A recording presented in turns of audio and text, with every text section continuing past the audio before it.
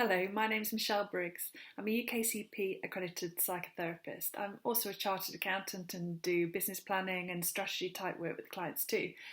I thought this might be useful for anyone, whether you're a psychotherapy startup or anyone actually looking to create a new business or a new business division or a new product or whatever. I actually thought it might be quite useful. I decided when I was doing this preparation of how putting together this business that is now currently Counselling West Bridgford, I'm just checking my notes here just to make sure it's a Michael Morris. So I used his model of entrepreneurship because I've actually looked at others. I've even been on courses where there always seems to be something missing. And actually, I feel that Michael Morris's model really captures it all. To save you looking it up, I can give you there are 6 aspects to it.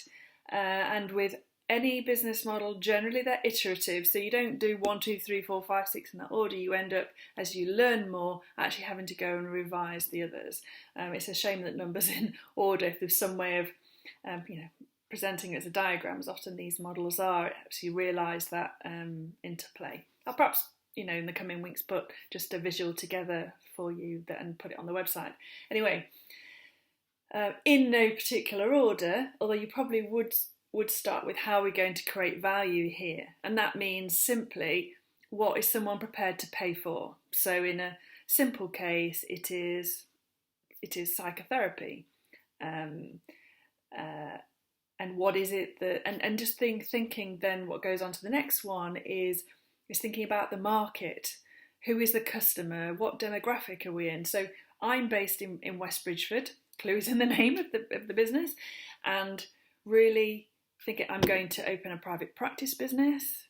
I live here, so and I've been here a long time, so pretty sure I knew what the demographic was, but I thought I'd better check that it is a wealthy population. So actually knowing, the percentages of the population have 2 cars, those kind of things that indicate the kind of wealth that would be able to afford private practice. So did that kind of work.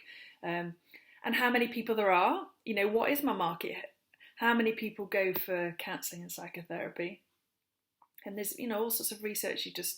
This is 4 months worth of work. I didn't do it over a weekend, it was proper planned out project for 4 months, doing the market research. So saying, yes, how many, who goes to therapy? How often do they go? What typically would be a number of sessions that people would have, all that kind of stuff, just to really understand what the marketplace that I'm in. Number 3 is, what is their competence? And that in psychotherapy is really important, and something that I can get on my soapbox about.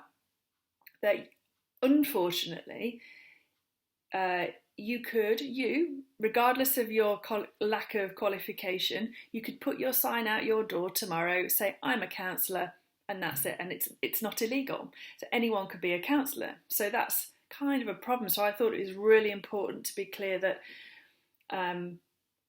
to start with, as I'm the only psychotherapist at the start of this, but as we progress, we are going to be UKCP-accredited psychotherapists, which means we are qualified to the highest level. That, it is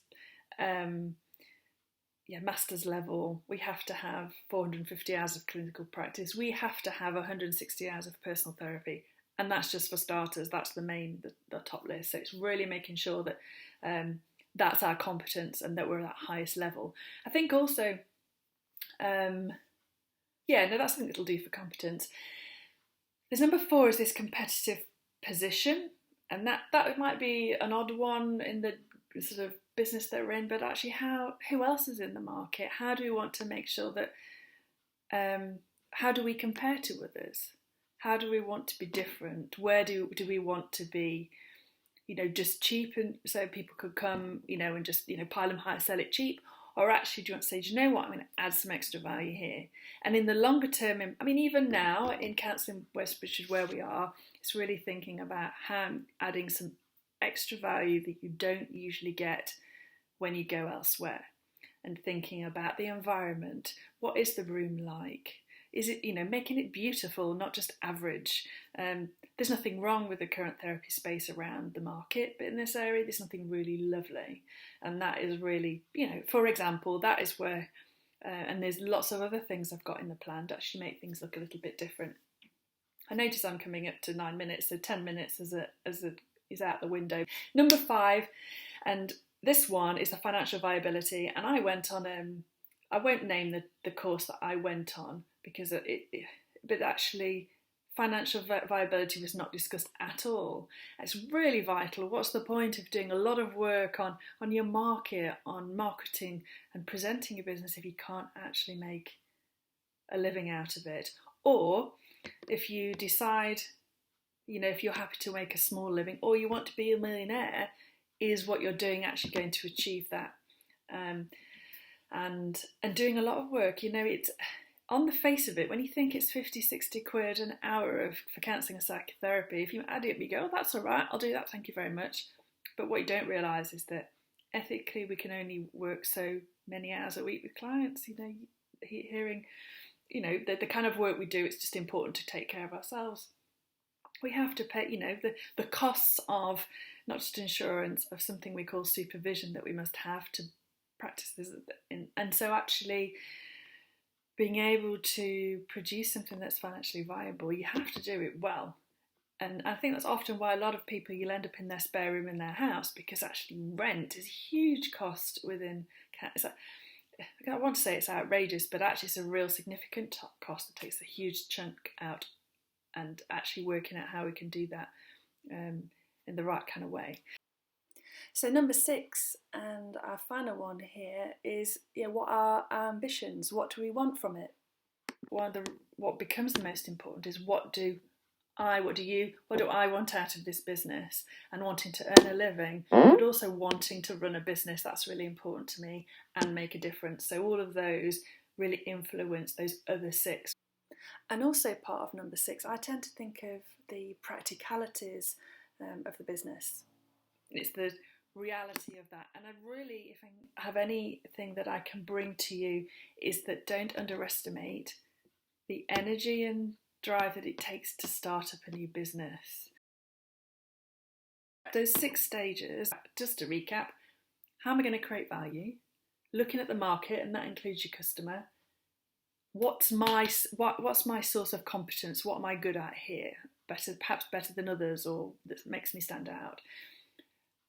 Which leads on to the number 4, which is competitive position. Number 5, the financial viability. And 6, the practicalities of actually getting this thing done. How am I going to make it work? So that prep, and actually that is where a lot of the effort goes in. I hope that was interesting and maybe even helpful. You take care.